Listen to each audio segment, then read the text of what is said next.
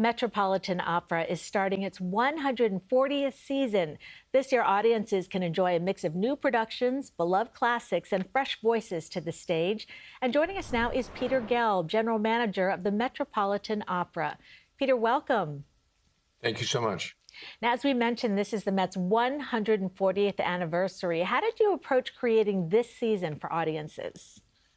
Well, you know, we see opera, even though it's been around for so many years, and as you said, it's the 140th season of the Met, as a art form that must advance. So we try to focus on a season that combines the great classics of the past, like Mozart's Don Giovanni and Puccini's Turandot, both of which are playing in our opening week, as well as presenting dynamic new works that we think can move the art form forward in interesting ways, which is why we opened our season with the Met premiere of The Amazing Adventures of Cavalier and Clay, the opera by the young American composer Mason Bates, which is a real celebration of Americana, but also very moving and a story for our times, because it's a story that takes place during World War II.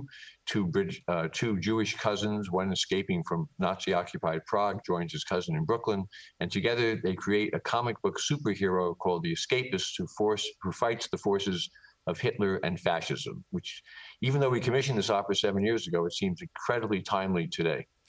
And it sounded like the right story to bring to the stage for the season opener, especially. Well, you know, last night before the opera began, I said to the audience that the Met stands for freedom of artistic expression, and I was surprised that I got about a 2-minute standing ovation for that. That wouldn't happen under normal times, but in the times in which we live, an opera that deals with social injustice, ultimately that is redemptive, of course, which is wonderful. But the point is that we live in times that need the antidote of the Met. The Met stands for artistic freedom, and we will continue to do so. And our audiences, I think, are very grateful, particularly in these very difficult times. And Peter, how do you decide which new works or contemporary stories deserve a place on the Met stage with iconic composers like Mozart? Well, you know, I mean, the great thing about dealing with a living composer is we can actually discuss the opera with him in the room while we're rehearsing it. You know, Mozart, Mozart himself, what's interesting about some of the timeless operas by composers like Mozart or Puccini that is so pertinent today is that they themselves were dealing with stories about social injustice or class distinction in their own times. And Mozart wrote the classic comedy, The Marriage of Figaro, which was about the inequality between the lords who ruled the roost and the people who worked underneath them. And it was written at the time of the French Revolution.